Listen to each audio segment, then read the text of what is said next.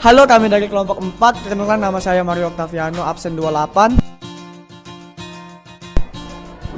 Dan perkenalkan, nama saya Carlos Yones, absen 7. Halo, aku Alenta, absen 1. Aku Feni Oktaviani, absen 14. Aku Vanessa Geovani, absen 32. Dan saya Marcelo, absen 26. Dan kami dari kelompok 4. Hai teman-teman semua, kali ini kelompok kita akan jalan-jalan ke BKB nih. Oke, kami sekarang ada di stasiun Tinde. Saksikan ini ya perjalanan kami ke BKB.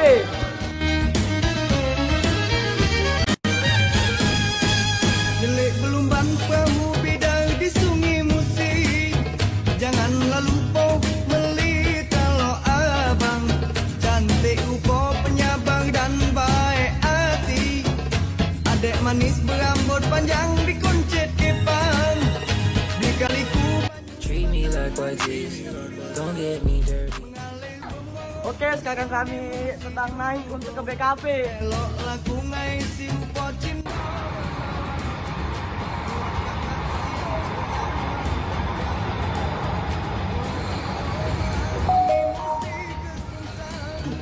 Nak ke Pusi lanjut ke Sasang ke Kalidoni.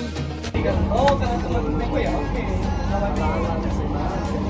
Harap ke adek kalau begala jadi bini.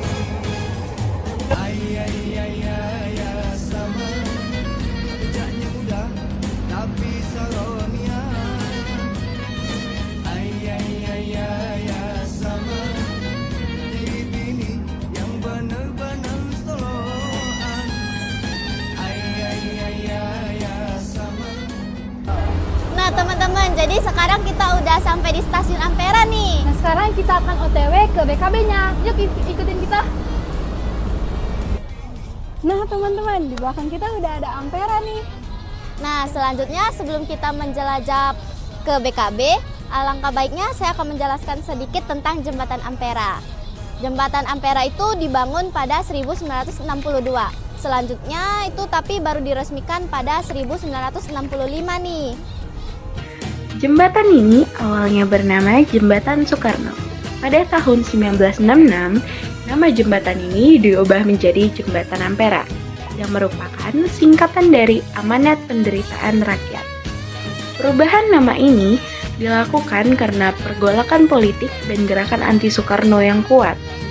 Jembatan Ampera memiliki panjang 1.117 meter, lebar 22 meter, dan tinggi tiang menara 63 meter. Pada awalnya, jembatan ini berwarna abu-abu, kemudian berubah menjadi kuning sekitar tahun 1970 sampai 1980-an, dan sekarang berwarna merah. Jembatan Ampera dirancang agar bagian tengahnya dapat dinaikkan untuk menghindari kapal-kapal besar yang tersangkut. Namun, pada tahun 1970, aktivitas naik turun bagian tengah jembatan dihentikan karena memakan waktu yang lama dan semakin berkurangnya kapal-kapal besar yang melintas. Kakak siang terkenang malam terjaga. Pulau ke Malau melasung emosi ke Sungsang. Tak ke Pusi lanjut ke Sasang ke Kalidoni. Badan saro pikiran sati terguncang. Garap ke adek kalau begala jadi ini. Ay, sama. Kejaknya muda tapi saronian.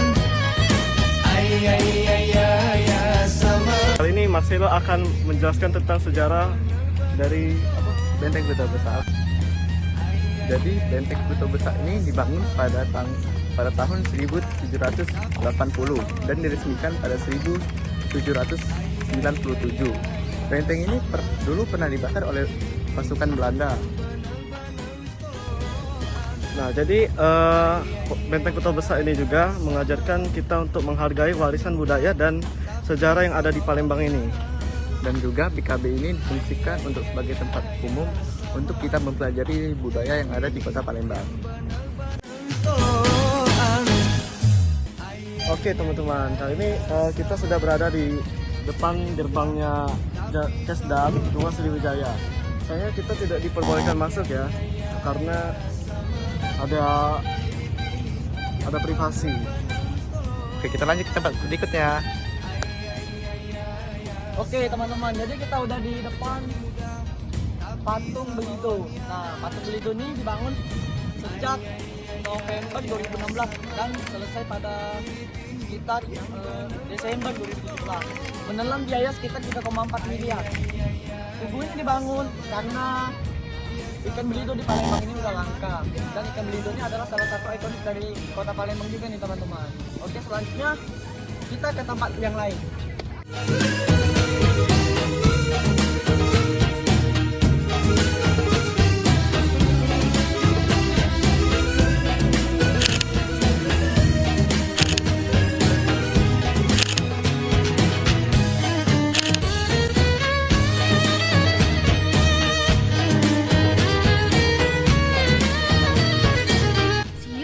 Mahmud Badarudin II di Palembang didirikan di bekas bangunan rumah residen kolonial pada abad ke-19. Bangunan ini pernah mengalami perubahan fungsi dari istana menjadi rumah residen kolonial. Selama Perang Dunia Kedua, bangunan tersebut digunakan sebagai markas militer Jepang. Setelah kemerdekaan Indonesia, gedung tersebut menjadi markas Besar Tentara Nasional Indonesia bernama Kodam II atau Sriwijaya untuk waktu yang singkat. Kemudian diserahkan kepada pemerintah Kota Palembang sebelum akhirnya diubah menjadi museum pada tahun 1984. Bangunan ini juga menjadi gedung dinas pariwisata Palembang. Sekian dari vlog kami hari ini. Sampai jumpa.